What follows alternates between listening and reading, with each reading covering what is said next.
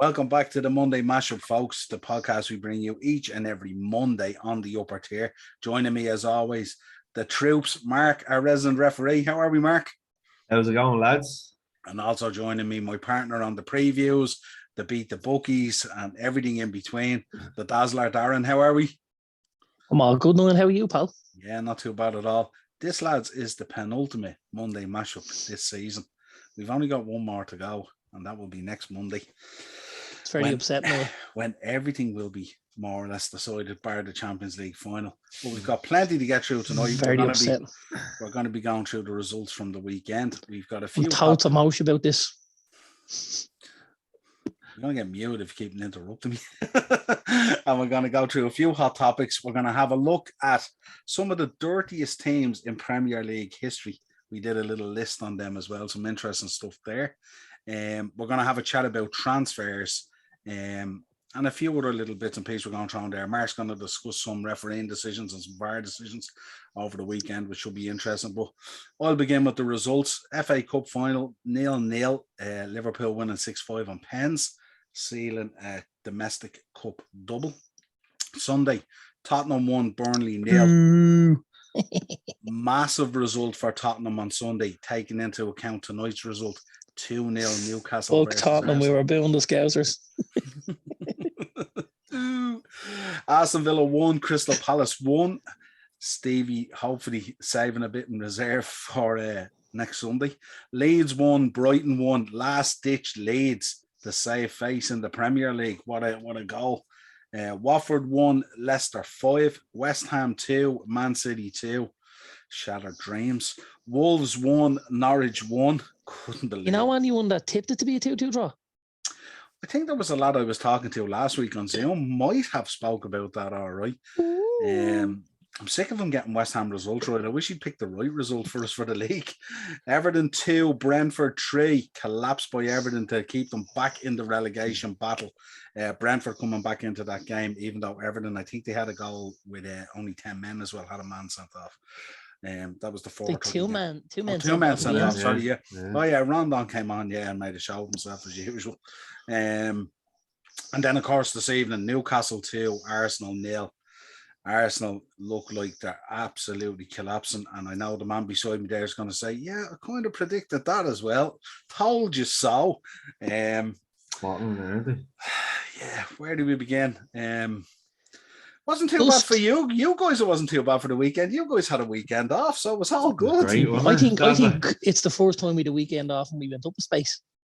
Yeah. True, yeah. You Not should losing take more of them. More of them. We just don't send anyone out next weekend. I gotta say, Newcastle were excellent tonight. Like really, really excellent. They absolutely better than Arsenal. They bullied Arsenal, didn't they? Bullied Arsenal. Yeah. I was telling Niall I didn't see it. I was watching the Huddersfield Luton game, but that's some results for them. I posted it on Twitter, lads, after 32 minutes. Who won that? Who won that, Mark? Huddersfield, but Luton dominated it. Huddersfield, Luton dominated it, man. Absolute dominated it. First leg and the second leg. Who won? Listen, Forest are going to go up anyway. This lad's very giddy tonight, Marky, isn't he? I think it will be very close. I did predict Forest and Huddersfield in the final. But listen, over the two legs. And it could go either way. I know, but over the two legs, Huddersfield didn't look up too much over the two legs. If you look at it, you know.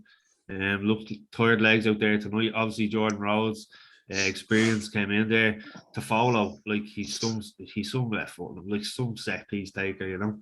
And for a left wing back, I think he got 5 goals in the last 10 games or something like that. That's unbelievable as well. But fair play to Luton. You know, they I was sad to see Luton go out, to be honest. No, they pushed right to the end. Didn't sound like it. No, well, you see, I tipped Huddersfield to beat them, so obviously, you know, I'm going to go with that. But I had said to you, if there was a romantic side to this, I was all for Luton going up because, you know, I think it would have been nice for them to have a jab at the Premier League. Yeah, like in the first half there tonight, they absolutely dominated the game. But you know, it doesn't matter if you don't put away your chances. That means nothing. That's the thing. You know what I mean? So just ask Chelsea. Yeah, exactly. And that will lead us into the FA Cup. So thanks, folks. That is the Luton versus Huddersfield match reaction right there. Now, lads, we want Forest to get promoted. We have a lot of Forest fans on the channel, and they were absolutely brilliant when we did the FA Cup previews and reactions and all. Yeah. Forest as well. 100%. They're talking about the Sheffield United Forest game near the end of the match. Good. That was a good game as well. Good club, lots of tradition. Yeah. Mark, FA Cup final. Yeah, it was probably one of the more exciting nil-alls, wasn't it? Kind of, and like Chelsea, like how many times did they play against you and not take their chances, you know? And then listen, like we always say in this, it comes to a flip of the coin when it comes to penalties. It's a cruel way to win or lose a game. But just actually, what I have you say, lads, what did you think of Reece James run up? I thought he was going to miss. He just kind of hit straight down the middle. But Mason Mount, I just had a feeling he was going to miss that time. History would be on his side in terms of that. Yeah. Well, here, listen, did you see the thing? Alisson was down holding the ball and just handing it to his teammate, you know, so Mendy couldn't really come out and, you know, do any mind games or anything like that. I thought that was very clever. Well, they've spoken about it since, haven't they? Not necessarily that, but obviously the work they've been doing with the psychology team and stuff. Neuro 11. Yeah. They've been on board for a couple of years now, Klopp reckons.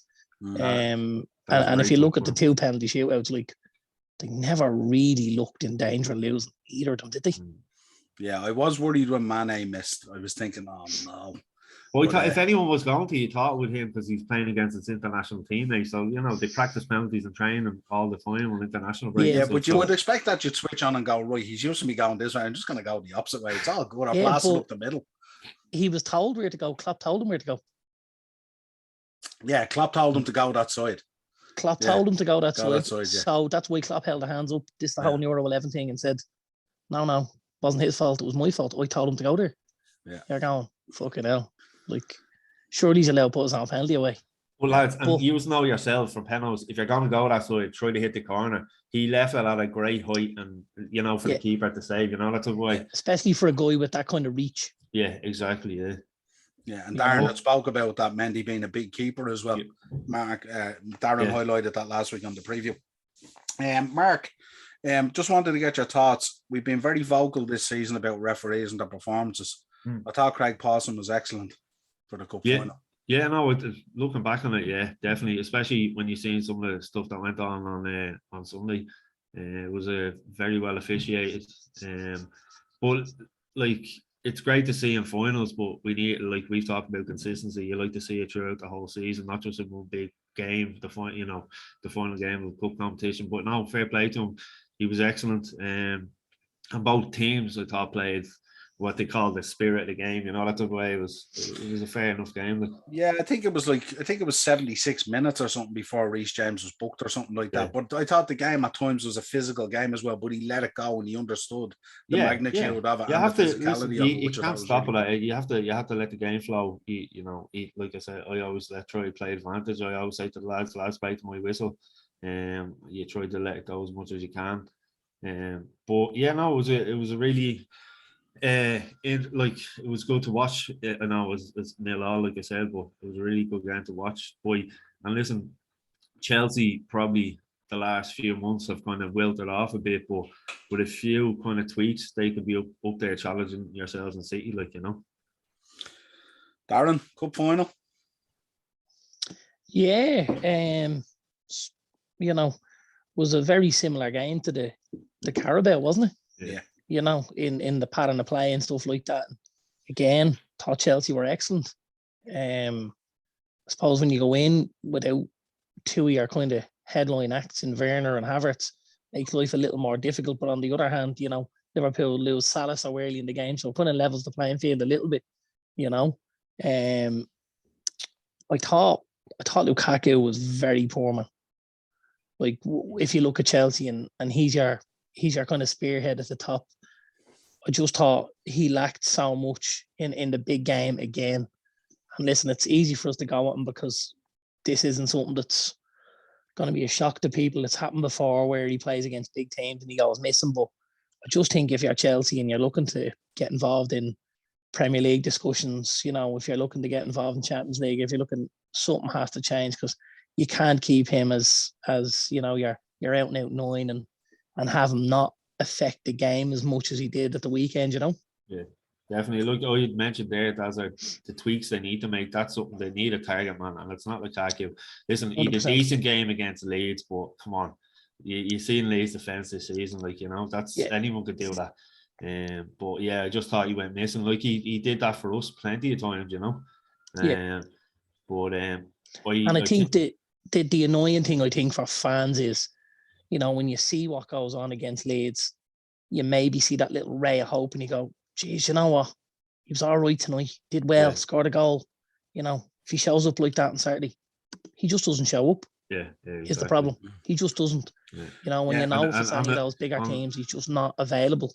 On the flip side as well, I will say for Liverpool, I just want to mention Luis Diaz, because we always say about, lads coming over here and over in the Premier League and settling in.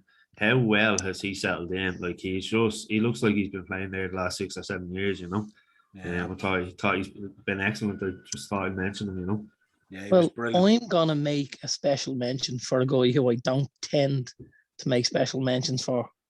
I know where this is going. Do you know where this is going? Yeah. Well, I thought he was excellent on Saturday, and not just offensively, because he did put quite a few decent balls in the box. Robertson scuffed his lines a couple at the back post there, obviously hitting the post, and then one that kind of fell into his lap that he didn't see. But thought Trent did very well going backwards back towards his own goal on Saturday. I think defensively it was one of the best performances I've seen him have in a Liverpool jersey, I have to say.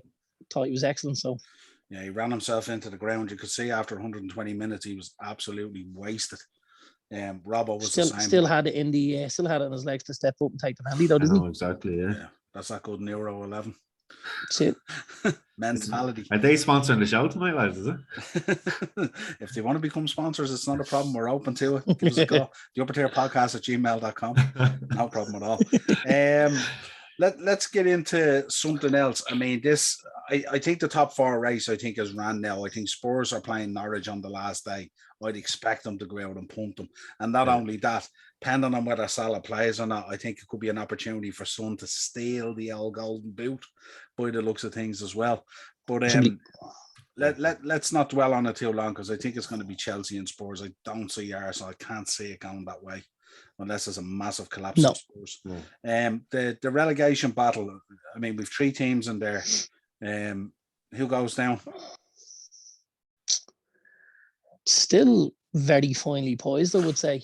Big night on Thursday, isn't it? Yeah, it is. It's a big night, Obviously it's nice for Burnley and Everton to have the extra game and stuff, but it was a huge goal yesterday for Leeds, wasn't it? Massive. Huge. Definitely. And I think you could see from the reaction of the crowd and the fans and stuff when the ball went in, it was a big sigh of relief. There was a big deep breath, and I was like, wow, hold on a minute. We might have just staved this off here. Again, it all depends how results go on the last couple, but I don't know. I think you could be looking at Burnley maybe. Yeah. Mark, who are you thinking? Yeah, I'm thinking that as well. I can't see Burnley getting anything against Villa on Thursday. Leeds have who are they playing again? It's Arsenal, or Everton have Arsenal, on the last day, but I think they'll take points off Palace now on Thursday night. They'll have to lift themselves up after that Brentford game, But Everton, I don't think they get out off Palace. No, we don't think they'll get out off Palace either, and they definitely won't get out off Arsenal. Yeah. Because Arsenal will go balls to the wall just to try and make sure that they at least get the victory if Spurs have the hiccup.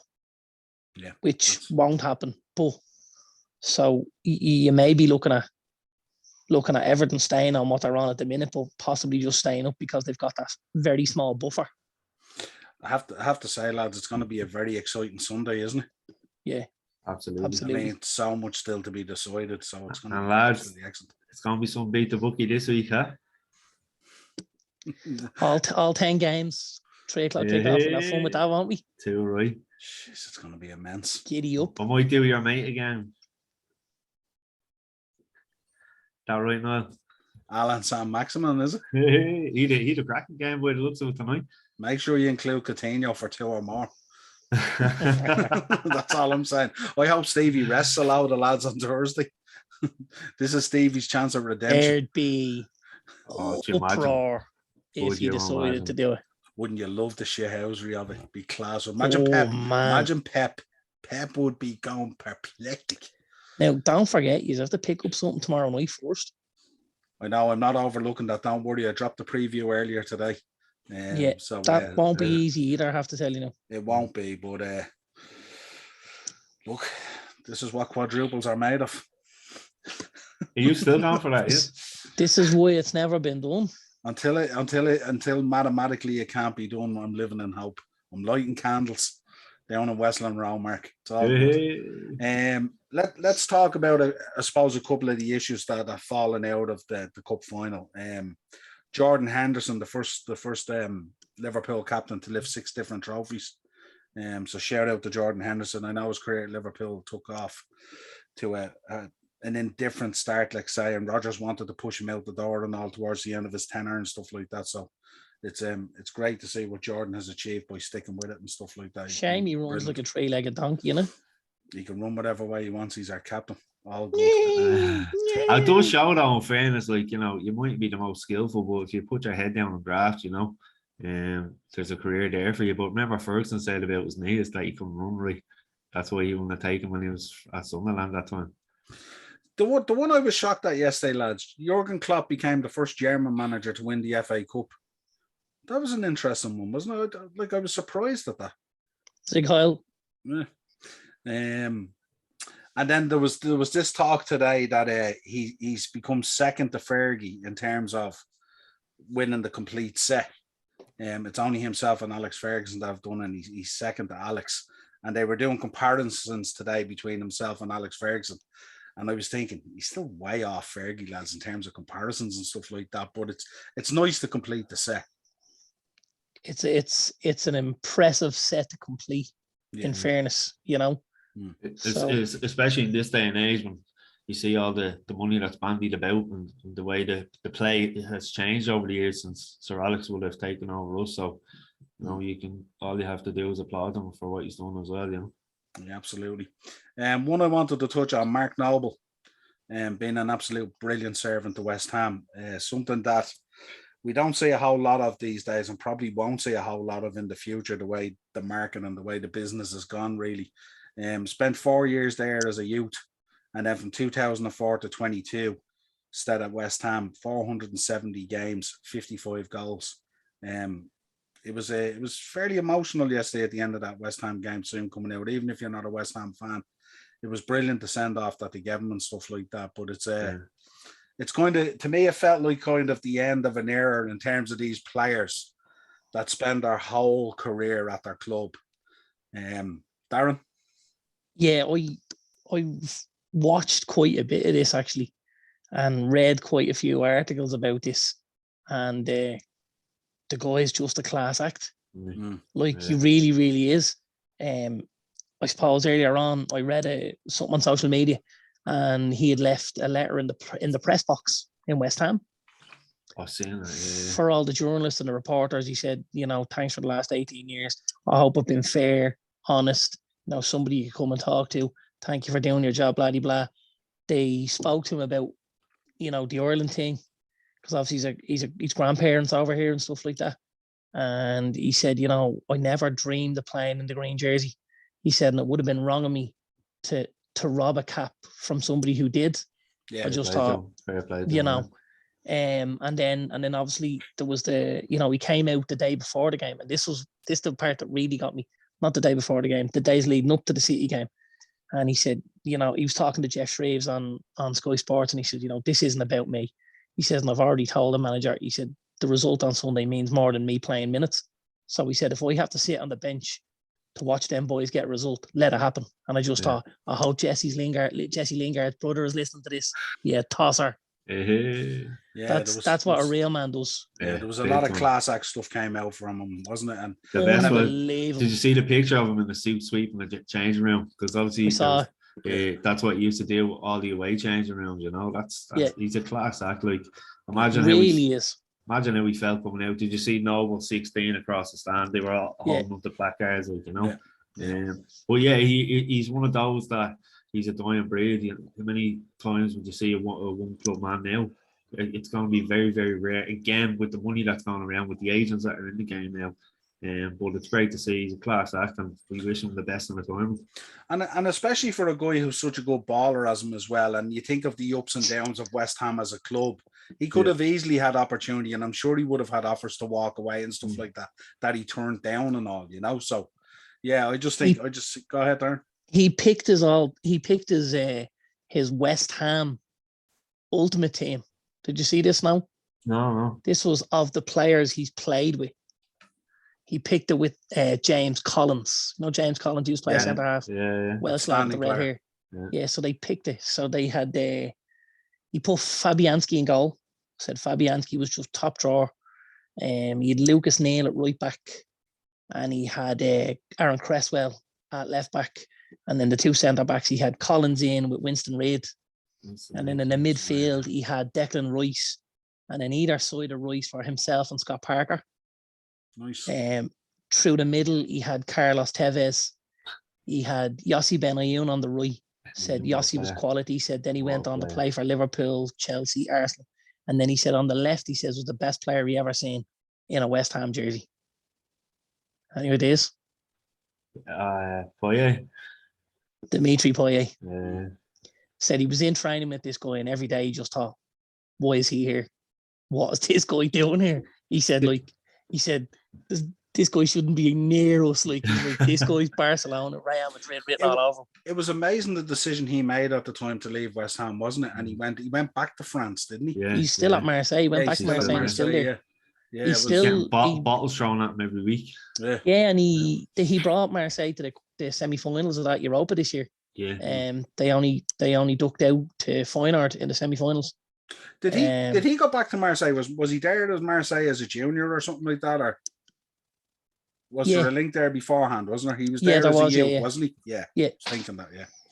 But he was the free kicks he took. They played some little snippets of him like that, you know, as Mark is saying. And you were watching some of the free kicks and some of the assists and the no-look passing and stuff.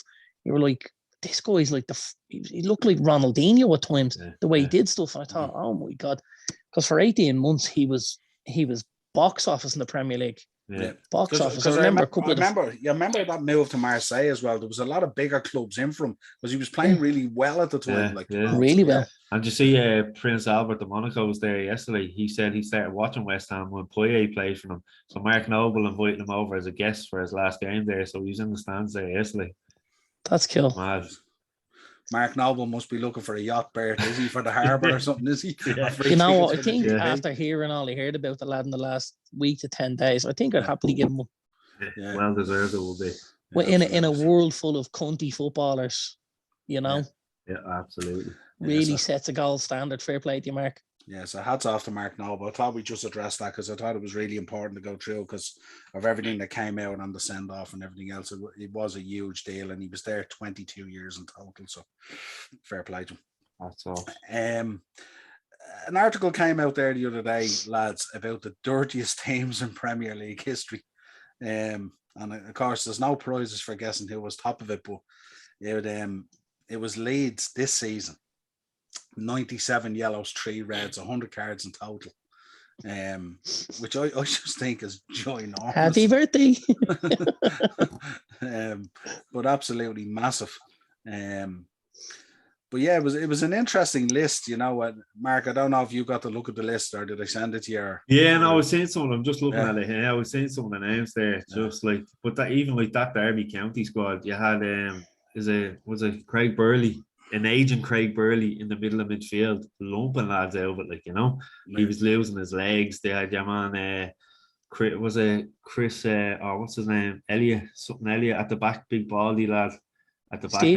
Steve Elliott, yeah. He left Leicester and went there, remember? Yes, yeah. But geez, obviously they remember the Leeds team of years gone by.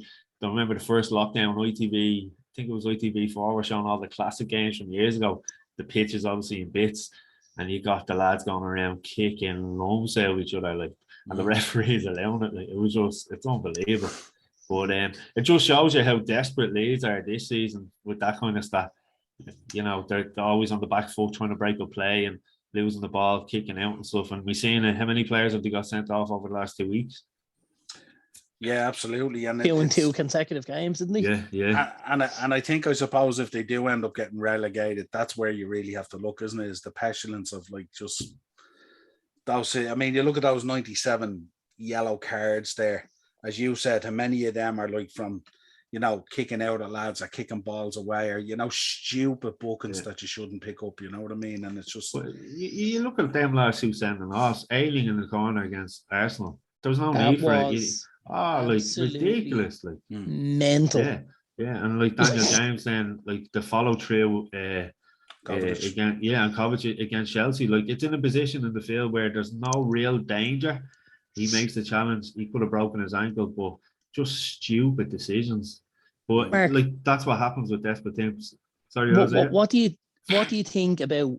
And I'm not just bringing it in obviously because it's Dan James, but when we talk about the Reds and stuff that are happening now, like, let's say you're a player that plays higher up the pitch and tackling isn't necessarily your forte, yeah. And your team is asking you to close and press and stuff like this, and you're a little bit over exuberant. Somebody only needs to be a fraction out for these tackles to look really, really bad. Yeah. Where does that leave the referee? I mean, are we just, this is the letter of the law, this is how it goes, bam, bam, bam? Or, you know, do you see referees maybe in the next couple of years looking at this and going, well, you know, it will be out of character for such and such a guy, or, you know, maybe maybe the touch is, it's just a little bit quicker than he expected, and, you know, that's why he's so late and stuff, or are we just going to see, you know, red after red after red? Like, you can use the letter of the law, but what I like to use a mix of common sense as well as the letter of the law, because you know yourself from being on the pitch, you know, like, say a man with right full, he's not a dirty player, he's made a late tackle, your man's a bit too quick for him. You know, you have to take into consideration, right, has he made a genuine attempt for the ball, or has he endangered the safety of the opponent, you know, that sort of way. So it just depends on the situation, but you always have to bring a bit of common sense into it at the same time, you know. We always used to get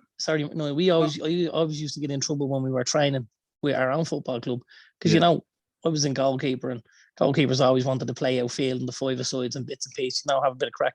Yeah. And I was always awkward, and I'd end up just trying to go and nick a ball and stand on a fella's foot, or, you know, something, and the manager would be going, you just get back and go with him, man. But there was never any malice in it. It was always just awkwardness, or maybe a shade behind the play and stuff like that.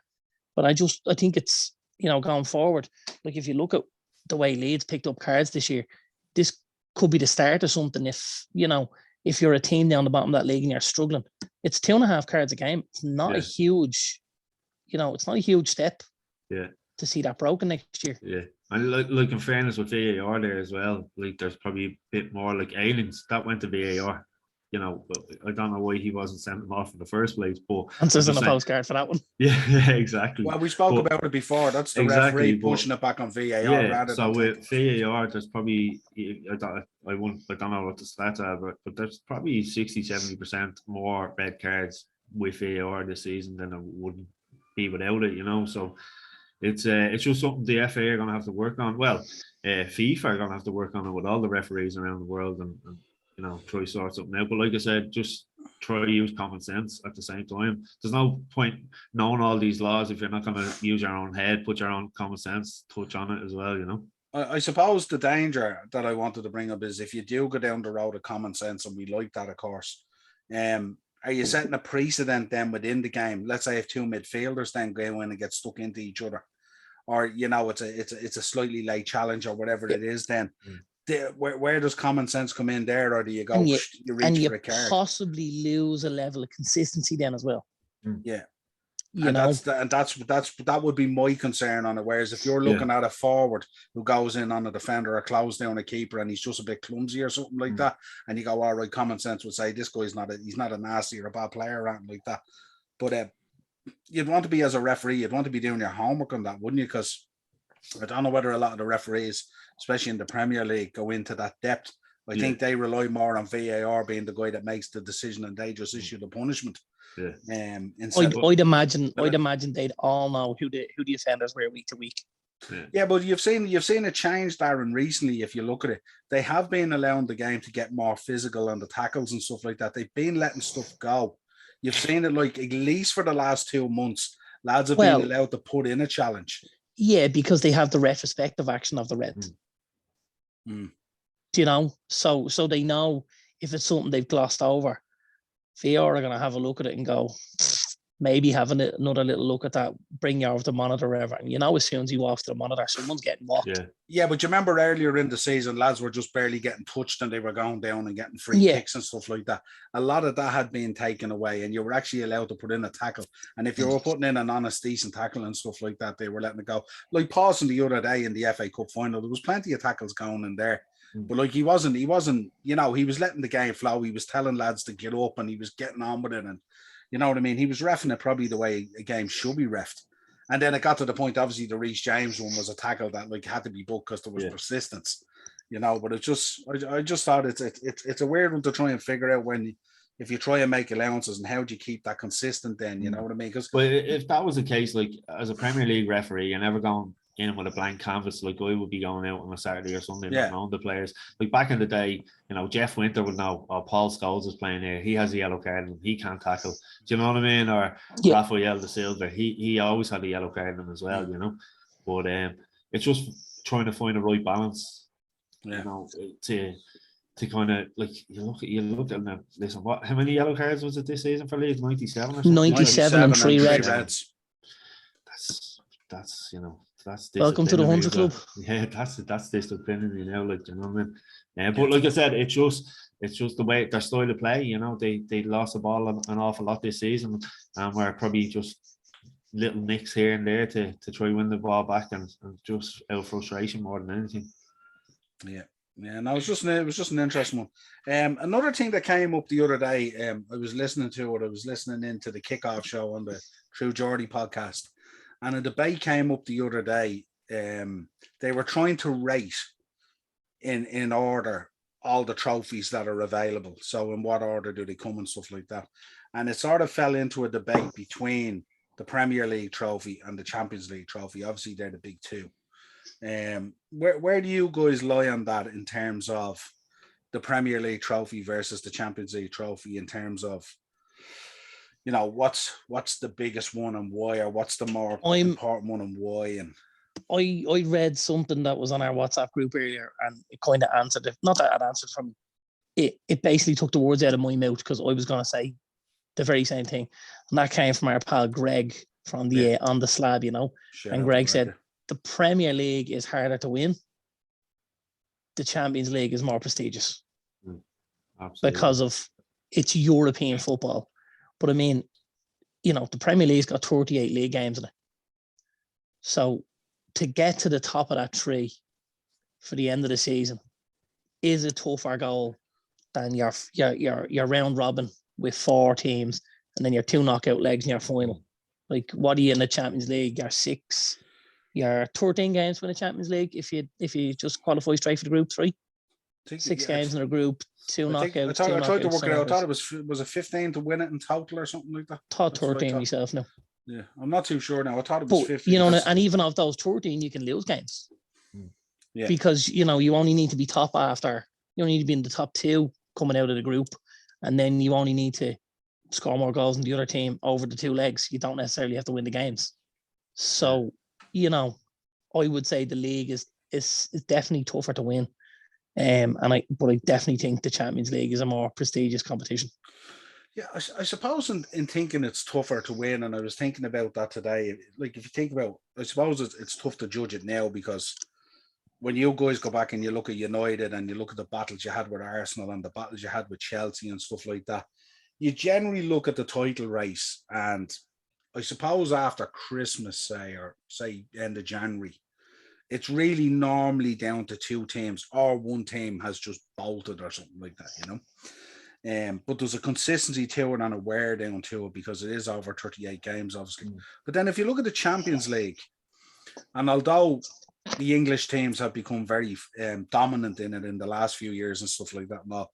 But if you look at the Champions League and you look at, say, from the quarterfinals on, or the final 8 or whatever it is, like, with the exception this year of probably Villarreal, I'd imagine, most of the other teams, it wouldn't surprise you if they got through or if they won, pending on the look of the draw and stuff like that and all. But if you think about who was in there, I mean, who was in there? PSG, Chelsea, Real Madrid, Bayern Munich, Liverpool, Man City. PSG weren't in the last day.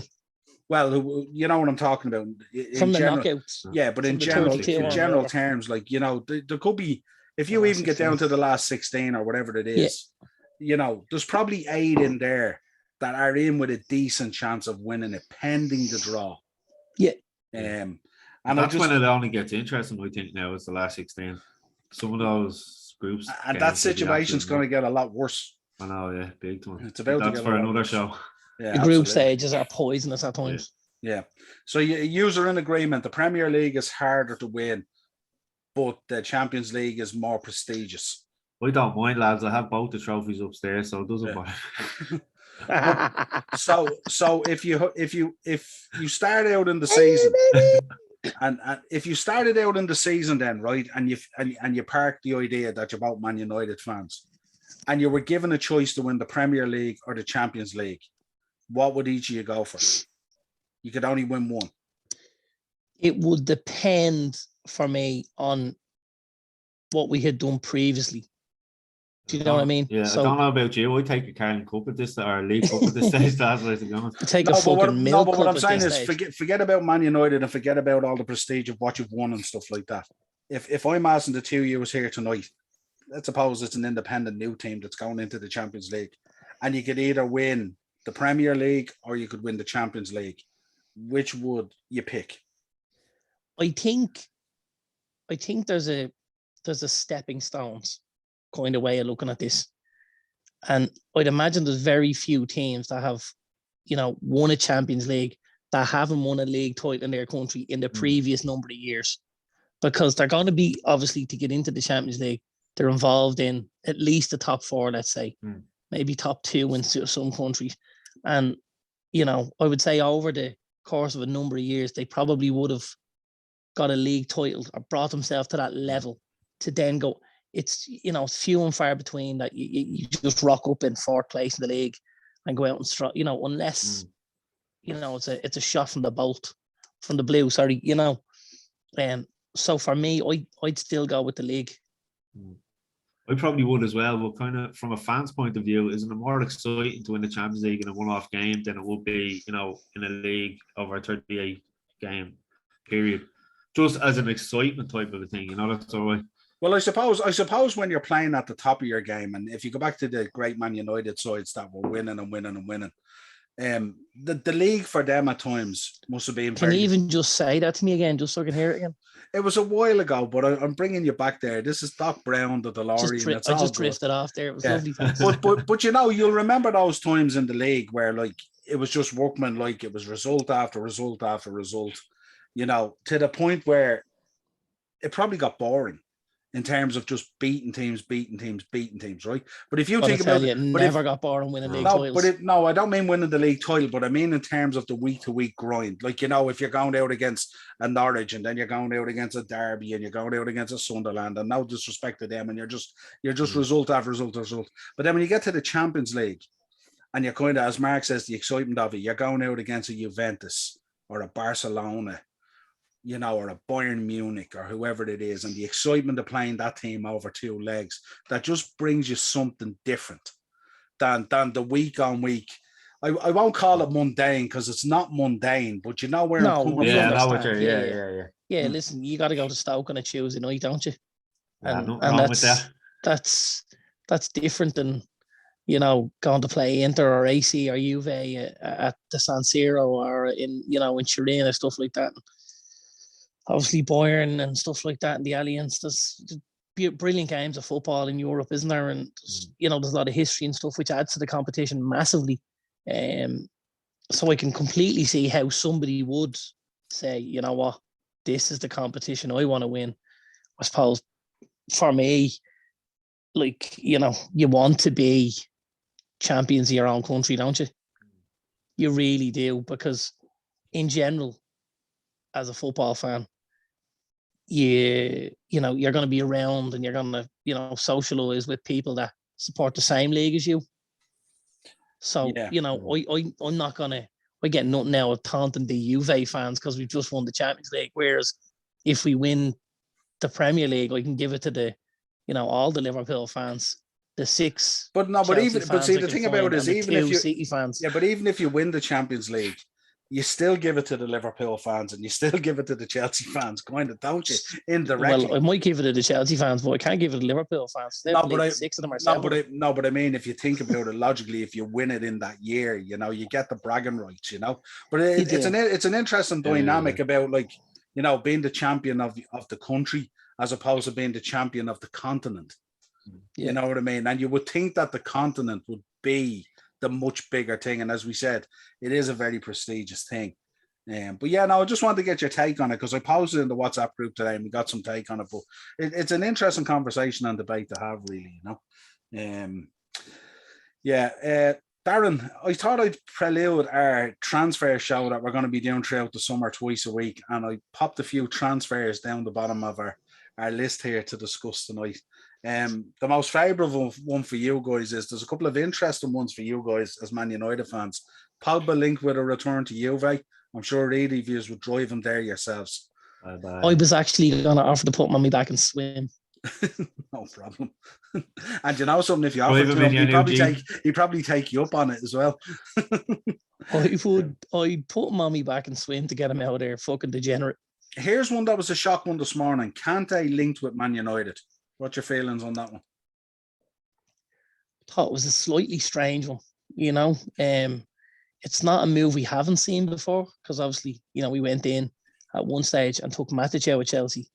And he was at a stage where he'd maybe just started to leave the first 11 and just get involved in that in the bench.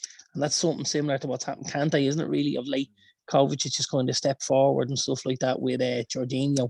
And obviously with Chelsea playing, you know, 2 in the middle at the minute and playing somebody deeper line and stuff, Kante may not get the run of games he'll be after in a World Cup year and stuff like that. So, yeah, I could see it happening. I know United looked at him before, apparently, when he was leaving Kane on his way to Leicester. Didn't pounce, and then obviously leaves Leicester and he goes to Chelsea. So, listen, I'd be delighted with him. I think he's an absolute fabulous footballer. I really do. I like everything about the guy. You know, he's another guy you hear a lot of stories about and how he arrives to train and where he gets his haircut and, you know, all of these things. And you just think we could do with a dose of reality like that around the place. Yeah, another good guy. Lewandowski confirmed that he's not going to re-sign with Bayern, which you would assume this summer then they're probably going to want to cash in. Is he a guy that would interest you? I think he's on La Liga, isn't he? Not too sure, but he's linked there. They were saying today, Bayern Munich. He's linked with Barcelona. Okay. I think he's basically said he wants to go to Barcelona, but he said he'd like to go this summer as opposed to waiting until next summer. So it will be about how much kind of compensation Bayern would want, and maybe they would be willing to do something for him, you know, for the service he's given the club and stuff like that. Again, you wouldn't know.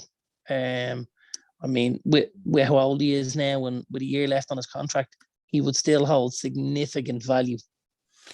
Yeah, it's an interesting dynamic, isn't it, from him, Mark? Like, he's a guy who kind of wants Bayern Munich somewhat to get a few bob back off him.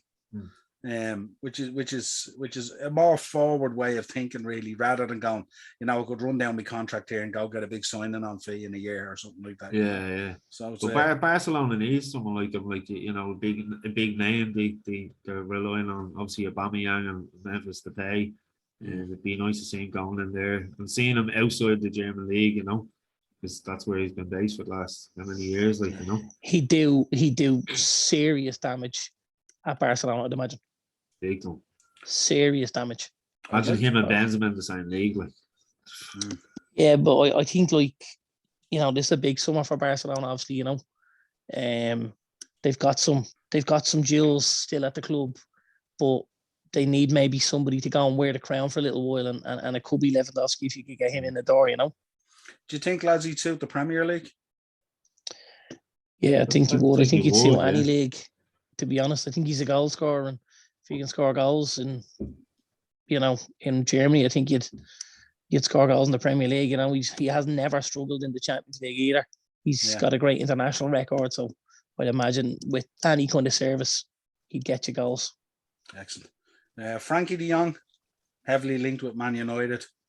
Deal being worked on, but apparently City have now jumped into the ring and expressed their interest.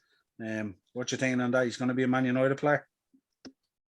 I don't know about that, but I'm hearing that he wants Champions League football. From one side, I'm hearing he wants to come to United, then I'm hearing he wants Champions League football. So it's probably one of these that's going to play out for the next month and a half, 2 months or whatever, you know.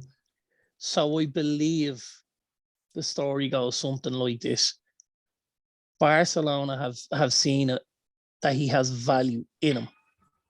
And for them to revamp the squad 70 to 75 million from de Jong would work out fine, considering they have maybe a Gavi and a Pedri in there at the minute and a Sergio Busquets. So it's not necessarily an area where they're struggling greatly if you look along the back line, maybe the wing backs and then up front and stuff like that. He's probably on a sizable salary as well, Darren, isn't he? He is, but he's probably not on, you know, he's probably on what, 100, 150? Yeah. He wouldn't be on much more than that, I don't imagine. But I think it's the fact that he holds a bit of value. They could get rid of him. They could get some money in and you know, push that out. But I think what Mark said is true. He's kind of said at the minute he wants Champions League football. And I think he told the Barca hierarchy he would prefer to stay at Barca for now.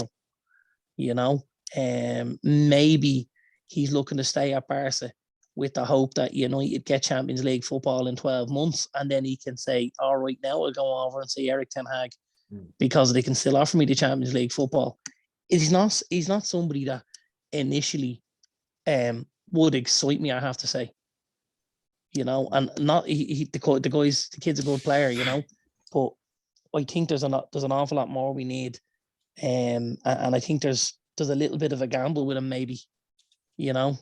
Not that there's not a gamble with everybody, but I think at times, you know, the gamble is, you can reduce the gambling on who you're bringing in and stuff like that, you know.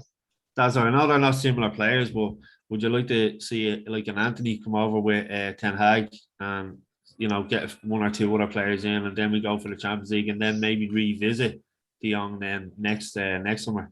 You see, like I think that's a much better idea, to be honest with you, you know. I know we're obviously gonna sign a midfielder this summer. Yeah. You know, with Matic and with Pogba leaving, we will sign a midfielder to go alongside Fred, McTominay, and probably James Garner, who'll come back in, who's done very, very well at Forest this year. You know, may get them promoted. But I mean, if you're Man United and you're going into a Premier League campaign and your four centre midfielders are James Garner, Fred, Scott McTominay, plus one other, that other guy must be fucking good because he hasn't got a whole lot backing him up there. Yeah. You know, and from a quality point of view, and we know for years at United when we haven't dominated games in midfield, we've struggled. You know, and a very light bench in terms of backup for it as well. And a very, you're probably looking at the boy Hannibal then maybe for fifth choice, and like it doesn't read very good. To be honest with you, I'd probably prefer to see two centre midfielders come in. I suppose the question for Bodie is with Eric moving into the hot side. I think it's tomorrow, is it, or today? He went. He was meant to fly into Manchester today. Yeah, he flew into Manchester today. Yeah. Is it a case of that you look towards, like, him probably riding a few players out of Ajax, or would you prefer him to take a broader look at the market, really? It depends on what he could, you know. I mean, there's a guarantee with lads from Ajax, I suppose, isn't there? They've worked underneath him. They know the way he wants to play and stuff like that. They'll work hard for him, yeah. They'll work hard for him. You've got the boy Urel Timber, who has been heavily linked, the boy Anthony as well and stuff like that, you know. I wouldn't be at all surprised to see Tagliafico, the left back. Yeah. He's been linked to Barcelona. He was linked to Chelsea. He's been linked quite a few places. I could see him coming in maybe. So yeah, like there's the boy Gravenberch he obviously looks like he's on his way to Bayern. So that's him off the radar. They confirmed that the other day, did they? Yes, that's him off the radar, isn't it? So other than that, like I think that's all of what you'd probably look at the minute. Would you look at Haller, Dazzler? Yeah, like I certainly would knock it on the head. Like we were heavily linked with him when he was leaving Eintracht Frankfurt, and when he was on the way to when he eventually ended up at West Ham. Yeah. But things didn't seem to go well for him at West Ham. I suppose the big issue at West Ham at that stage was he wasn't getting the supply. So it's very hard to score goals when you don't have a supply. Like he scored bags of goals this season. Yeah, I all think, kinds of finishes, right foots, left foots, one-on-ones, headers. Like he's really, really played well. Yeah. If you're asking me who I want to play through the middle, there's only really one answer I'm going to give you. No, that's going to be. No, I think with Haller, the move to West Ham was a bit sour because I think all the West Ham fans thought he was going to be a direct replacement for Arnautovic and exactly like him, and it just didn't work out that way, Yeah. I suppose the flip side of it as well is how many players can Ajax unload in a window. Of course, they can't. Exactly. You've seen as well. You've seen Dortmund do it, haven't you?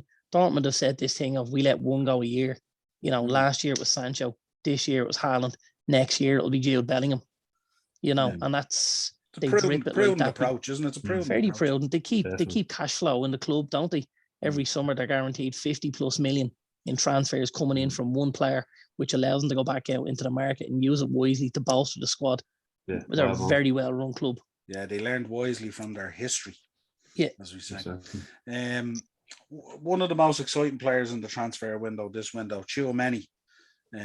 Very, very exciting player. Liverpool and Madrid same in for him.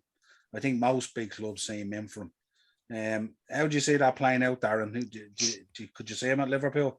He seems like he passed all the litmus tests. The kid will play anywhere. He's very, very good. Tchouaméni, very, very good. I would say a little bit similar to a Fabinho. He's a little more defensive than any of the other guys in there. But fabulous engine. He's got nice upper body strength for shielding the ball, holding it off and stuff. Sits in front of that back floor, likes to pass the ball about. He's a savage player. Really, really is. He'd be a great addition to any squad, Okay. Chelsea apparently in advanced talks for Perisic, Mark. Seeing that, yeah, we were linked with him a few seasons ago, weren't we? Under Jose. Yeah. Jose wanted him to play wing back, didn't he? Yeah. Great player. Obviously, you'd wonder how he'd fit into the Premier League. It's obviously a different style over in Italy. But yeah, looks a good player. But where does he fit into that Chelsea team? Is what I want to know. Have to wonder what age he is at this stage. He's been knocking around the world. Because he has been and I thought when we looked at him, he was certainly 28, maybe 29, and that was 3 to 4 years ago. So you're probably thought he's north of 32, probably. Well, no disrespect from me, he looks about 45. But that's what, he's been through the wars. Unless Tuchel is looking for a replacement for Alonso, is he going to finally play him that kind of left fullback? Quite possibly. Yeah, it'd be interesting. But I think that, like we were saying earlier, I think they have to look elsewhere. Well, that's only a squad player, really, isn't it? Because once Reece James and Chile are fit, the two boys play, aren't they? I think it's when Liverpool bought Shaqiri, you always knew he was going to be a squad player. He wasn't going to break into that starting 11 by any means. Yeah. Arsenal have prepared a bid for Jesus. I think based on tonight's results, that conversation might change slightly, wouldn't you? You would imagine Jesus wants to play Champions League football, wouldn't you? After tonight, they need Jesus, not Jesus. They need to be saying their prayers. They need both. They, with 3 games to go, it's go win your 3 games and get your spot. They've just, you have to have no sympathy for them, really. The funny thing is, 2 and a draw probably would have done them.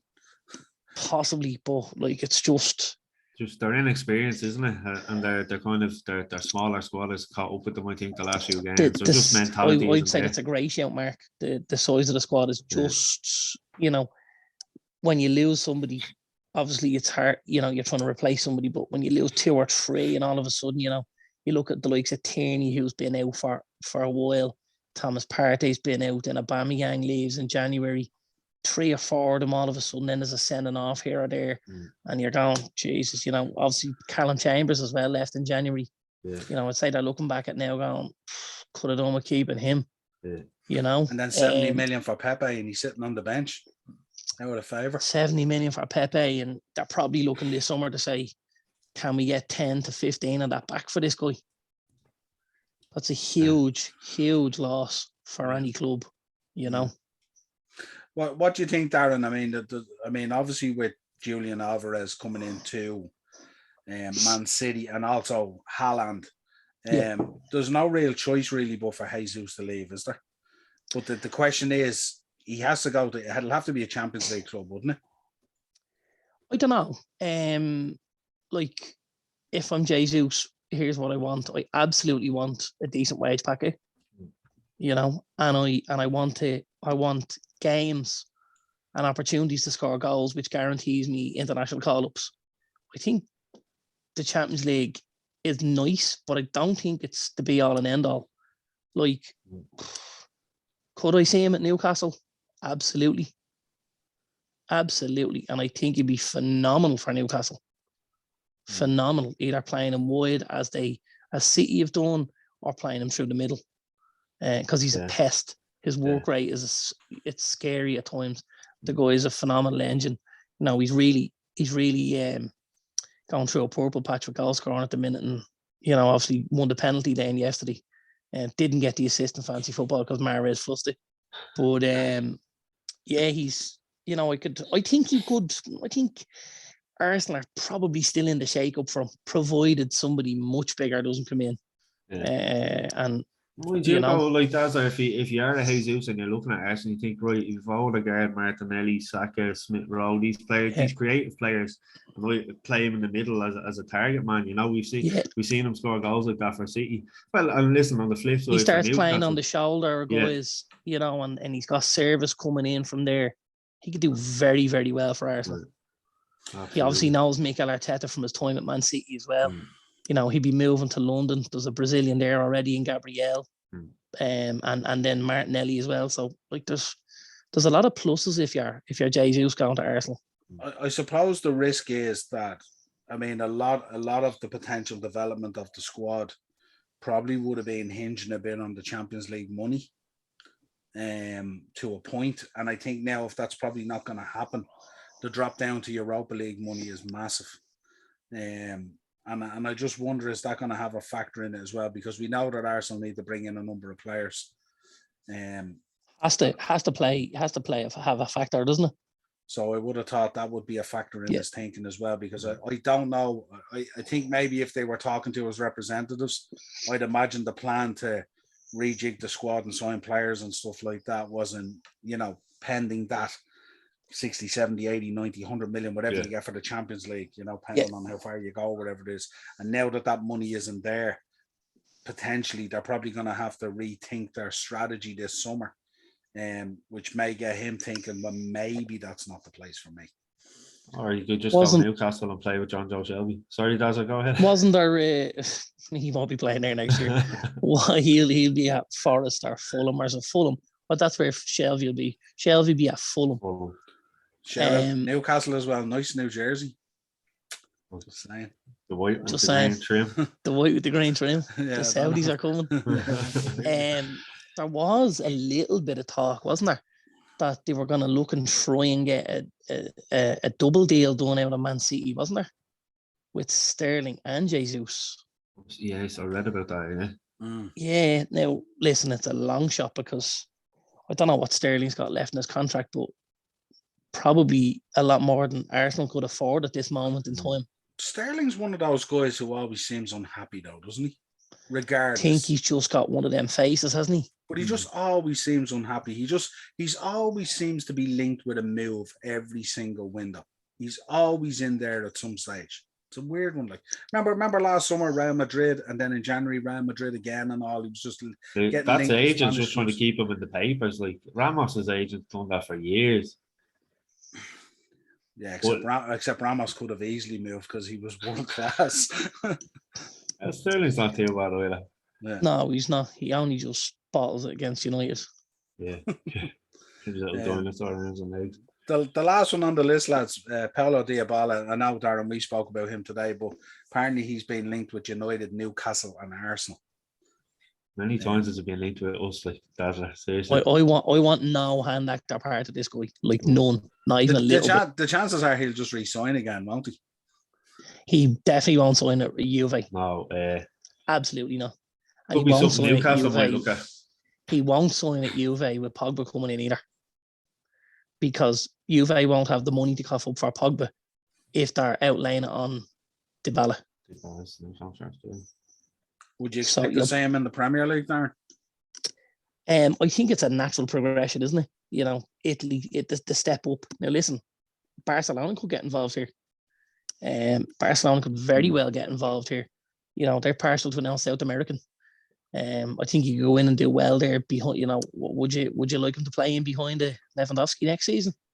That could be very exciting if you're a Barcelona fan, couldn't it? I think Newcastle's a good show. You know, I think again for Newcastle, we spoke about it in January. They were going to have three kind of signings, weren't they? They were going to have the signings for the future, the signings for the present, and then the signings which were for the very, very short term, which was just stay in the league. I seen one of these roll-up things where they forecast how the league would have went, and they looked at it if Eddie Howe had been in charge from the start of the season. Yeah. And they reckon Newcastle would have finished either 6th or 7th. Yeah. Probably 6th and been ahead of United still. But I think this is going to be massive for Newcastle this summer. I really do. I think this is the moment where we spoke about, obviously, you know, the truck being backed up and the cash being unloaded. I think this is what we could see this summer from Newcastle. I wouldn't be surprised. You know, was it the first year Roman came in at Chelsea? Did we see Duff and Robin and all of these 2003, guys? Was there like 8 of them or 11 of them or something mental? I think it was Cudagini, Duffer was there, Glenn Johnson. Yeah. Did he buy Varane that season as well? I think. Might have bought or Makaleli. There was just guys everywhere. Like this could be Newcastle. Yeah. This could be Newcastle this summer. Are we expecting this to be one of the biggest transfer windows in the history of the Premier League? For me, yeah, absolutely. Because of the rebuilds and whole COVID thing. Yeah. This is the rebuild after COVID for a lot of teams, and they've probably gone and financially secured themselves to a level where they know now what we can. Because I think after COVID, you know, there was a lot of people wondering how this spending is going to be capped, and you know, I think what happened was they just didn't sign players, or they tried to get loan deals in, or they tried to do this or that. Whereas now I think everyone's probably back on the road to recovery, so to speak. And I would imagine now is when teams are going to say, right, well, if we want any hand actor part in this, we have to roll the dice now. Dazzler, is my mate's place safe at Newcastle next season, do you reckon? I would say so. Yay! I would say so. I think if you're an Eddie Howe, you want Sam Maximin to be involved. I think he's a wild card, isn't he? Imagine when Trippier gets fit again and gets back into Trippier, you know, Callum Wilson looked very good tonight as well. If he could stay healthy, the boy Bruno looked very, very good again tonight. Joe Linton, Joe Linton was excellent. You know, Dan Bourne was very good. Like they were good everywhere. You know, the boy Target will probably go back to Villa. I'd imagine, and I'm going to throw it out here, I'd imagine we could see Luke Shaw in a Newcastle jersey next season. Big shout. Yeah. Joe Linton must have a shout nearly for most improved player of the season, isn't he? Absolutely. 100%. Absolutely outstanding. Well, listen, by the time we reconvene next week, there's going to be a lot of happy faces and a lot of sad faces. And people who will no longer be featured on the Monday mashup, they'll be down in the championship, but they might be featured on a potentially new championship show that we might be doing. Mark, tell us, you want to tell us about this lad from Blackpool who came out today, and we're going to do a little show on it during the week. Jake Daniels. Yeah, Jake, young 17-year-old from Bisman. I said it to you, there's a thing on Facebook and online, Tangerine TV it's called, And Neil Christie was actually only talking about him 2 weeks ago, saying he's in his plans for the squad next season. You know, they sent him out on loan and stuff like that. But yeah, like it's one of those things. It shouldn't be big news because the world we live in now is, you know, more open and all. But it's massive news, and hopefully he's opening a lot of doors for other lads out there. So fair play to him for what he's done today. You know, proud of the lad. So. But yeah, we'll do a little program on it one of the nights this week as well, you know. Yeah, we'll put something out there. We'll be asking those questions. Why is it such big news in 2022? You know, so shocking that it's big news. Yeah, but we'll you know, but fair play to the kid. I was on my way home from work earlier, and they played a snippet from Gary Neville on the radio, and it was him obviously on Monday Night Football. They must have asked him for a reaction. Yeah, and you know, he just said it just takes so much courage to do this, you know, and.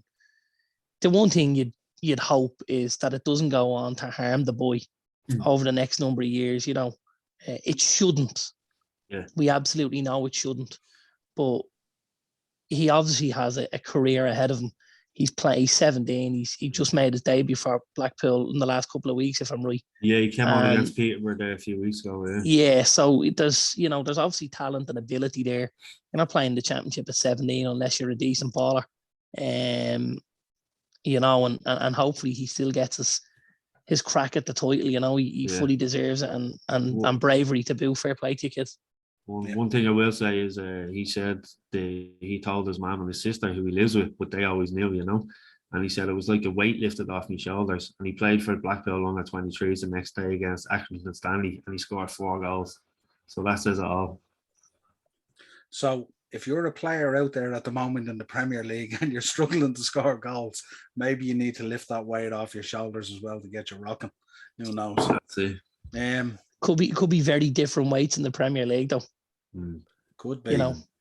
You know, like when you've Gylfi Sigurdsson and the boy Mendy, maybe you want to come out and let's lift it. You have to be doing something a bit, you know what I mean? So we'll have to just say go back on that one. That's a different realm, really, isn't it? Yeah. That's for a very different show. Yeah. Well, lads, until next time, it's a pleasure. This has been the Monday Mashup, our second last one of the season. Next week, we will obviously be doing a review of what went on the final Sunday of the season. It's going to be an absolute belter. Hopefully, we take the title race right till the last day. Hopefully, Ralph doesn't put a spanner in the works. Who knows? Maybe the Blues might even go down. Go on, Ralph, wreck it. There's enough Ralphs in the league wrecking it at the moment. We don't need any more. We've a Ralph in our club who's wrecking it at the minute. The Upper Tier Podcast on YouTube, uppertierpodcast@gmail.com. We're also on Facebook, Instagram, TikTok. We're out there. I was getting a lot of heat today on TikTok over this whole national anthem booing and all this. So a lot of fun there today on TikTok. Are we not on Bebo yet, no? We were on Bebo, but MySpace. They threw us off. They threw us off MySpace and Bebo and all. Yeah. Grindr. We weren't on Grindr, but hey, might have to happen, yeah. You never know. Audio versions show Spotify, Google Podcasts, and Amazon Music. And we will our Tinder profile, we could cut the face in 3 and have like half of Niall or a third of Niall. Like the DVD cover. Remember the DVD cover for Face Off with what was it, Cage and Stallone? Was it? Cage and Travolta. Sorry, yeah, absolutely, yeah. Brilliant. Yeah, could do that. We'll see that. Yeah. Until next up. Yeah, but your email going on it, Darren. I plead the 5th. Again. Until next time, lads, a pleasure. Cheers. Cheers, lads.